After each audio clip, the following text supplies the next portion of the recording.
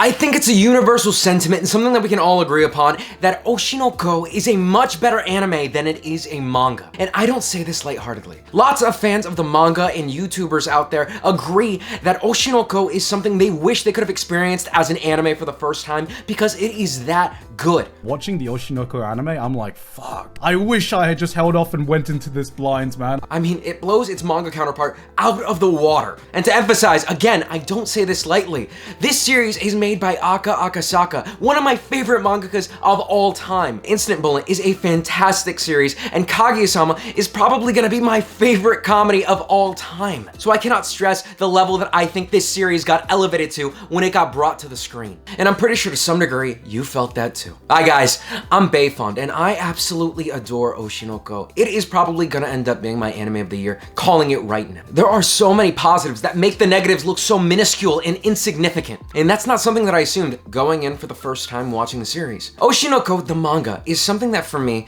is good. I never really saw it as something standout or amazing. I remember reading the first chapter when it got translated and going, okay, this looks like an unusual story and let's see where this goes. But it never sucked me in or get me as immersed into these characters' lives as I wanted to be. And I think I only started to consider it as great once we got into the later chapters, with meeting Akane and B-Komachi actually forming. So it took quite a bit of time for me to actually warm up to the manga as a whole. But that wasn't the case with the anime. Now, in my opinion, I think that anime serves one big function, one big goal. And this is by evolving the story, by adding in movement, by making it feel more lived in, more real. And this is to bring new life or a new perspective on this story that people already know. The fact that it's animated, has movement, and has voice actors is something that's meant to make you connect to it more. But a lot of times, I can say with a lot of series, it doesn't always end up being that people prefer the anime over the manga. In fact, it's the opposite. Lots of people, when talking about different series, like to go back to the manga and cite it as being the objectively better piece of fiction. You see this in One Piece, Naruto, Dragon Ball. People say this all the time. And this is due to the fact that the pacing is going to be better structured in the manga. The story can be fleshed out a little bit more and showcase a bit more of what the characters are like by adding in like spin-offs and little side stories. Meanwhile, in anime, the story could be elongated by adding in a lot of filler that's unnecessary. Or in the opposite end of the spectrum, they actually have to trim things out because they can't fit everything into a season of anime.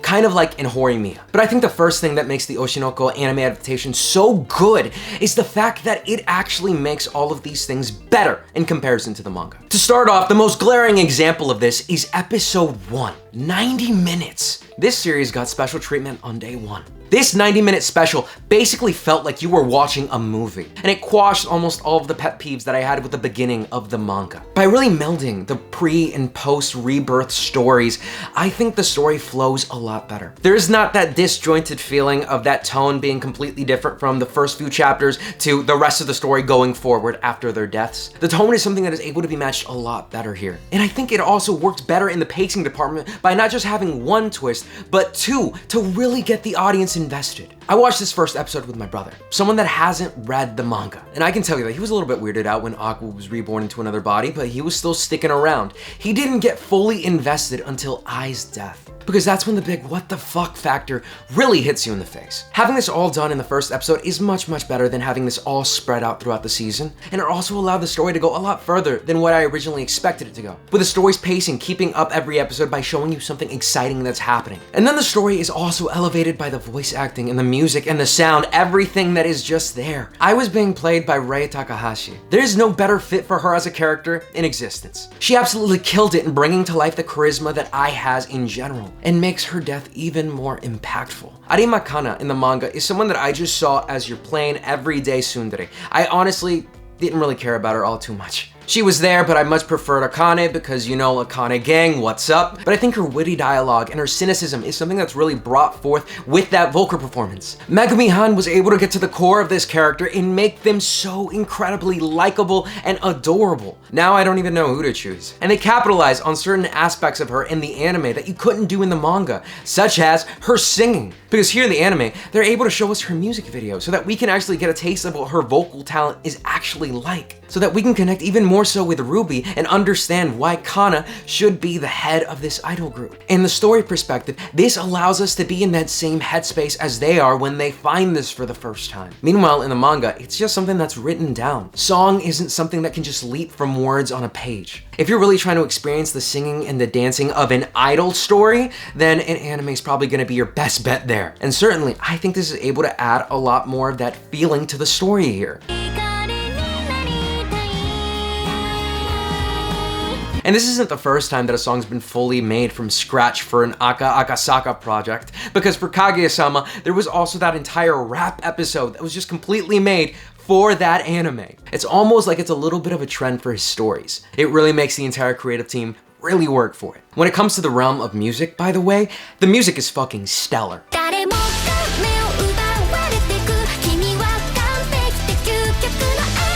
Yasobi's Idol is not just a banger, it's also a record breaker. It's something that the anime industry hasn't really seen. It is a song that has literally taken the world by storm, and it's a song that perfectly encapsulates everything that is Oshinoko. Every time that this OP comes on screen, I get hyped. There's no better way to describe it. It is a fantastic OP. I made a video about why even the English version of the song is fantastic, so that really puts my thoughts into perspective there too. And then when we're talking about the visual departments, yes, they do take a lot of cues from the manga, but they also deepen them. Every time that we can catch a glimpse of Aqua's inner turmoil, we can see the true abyss behind his eyes and just how insane it can be. While the manga is perfectly capable of demonstrating his intelligence, his calculating nature, and the way that he feels about the world around him, the anime is able to show us a stark contrast of the world and then his perspective of things. As when his worldview starts to distort itself, so does the anime, showing us how complex as a character he really is. And in the visuals department, I can also say that Ai's death, her dead body, was so much more fucked up in the anime than it was in the manga. I don't know, but there was something so eerie, so disturbing about seeing it in the anime that I just really couldn't feel that way when it came to the manga. They knew how to make the situation feel more fucked up for us by making it look so much more fucked up for Aqua and Ruby. It's intense the level of emotion they're able to draw from this animation. And you can tell that for pretty much every shot of this anime, the animators have treated this with immense care. It is a gorgeous looking show. One of the best looking anime of this year. The immersion that sound and voice actors bring is also seen in scenes that were slightly different in the manga. Like let's say in the manga with the training instructor, pew pew pew. In the manga, it was a full-on comedic effect. Absolutely hilarious. You have no idea why this popped up in your face. It was like one of those random things that just comes up. And while the anime still keeps on that same what the hell is going on sensation, it also builds on that by adding in the music and adding in that whole entire like training exercise so that you can see it as it's actually happening. It's almost like they knew that it could be a memeable moment, so they even added the green screen in the background so you can put it into any video. Again, the charm that is brought over to these little goofy scenes is really felt as well. Little moments like with Kana licking up salt, and with Ruby and Aqua's babies just completely jamming out to Ai's songs. Even though these scenes were in the manga, it's the vibrancy that this animation brings that just makes it so much better. It's the little scenes like this that just make it even more lovely to watch. And I really can't say enough that the story is getting the treatment that it deserves here. Now, I do know that there are some things that some people think are missing from the anime adaptation that are necessary for the story to be better, but I think there's some good reasoning behind the decisions that were made here. For starters, yeah, I was a little disappointed that they didn't include those interviews in the first few episodes. If you don't know what I'm talking about, slight spoilers going ahead here. Basically, these interviews foreshadow the movie that's going to be made in the future. And it's basically something that the manga does as an added layer of mystery, something to make you keep guessing what's going on here. I think that the main reason the anime didn't include this was because that part of the story is just so far away. I mean, in the manga, we've just now gotten to this place. Just keep it self-contained, something where you can only focus on what's happening then and there. Because once you start putting in those interviews, then it becomes a little bit more distracting, and then there's the fact that you're not going to be able to see it for quite a number of seasons going forward. I mean, it is going to take a bit for that part of the story to just keep moving on. But I'm not saying that they're going to take it away and remove it completely. Honestly, I think that it's probably going to come back in maybe season 2. Yeah, I think that they moved it from being in season 1 to maybe putting it further down the line so that it'll be a little bit more relevant when it comes to it. Because later in the story, that's where it feels that the end game is the movie. So I think that element is something that they're holding back for a reason. Overall, I just think that this anime adaptation is one of the greatest adaptations of any manga ever. It has been simply phenomenal, and I really cannot sing its praises enough. It's done wonderful. And all this work really makes sense because Oshinoko is one of the best-selling mangas in Japan. So it makes sense that the team's really put their heads down to work on this series to make it as good as it could be, because they had a lot of things riding on its success. Success that they expected and were trying to live up to. If you've gone all this video without even seeing Oshinoko, I don't know what the hell you're doing, but you need to do so. I think it's an anime that is a must watch. And with that, I think that wraps up my thoughts on Oshinoko. As always, I was Bay Fund, and I'll see you guys next time. Peace.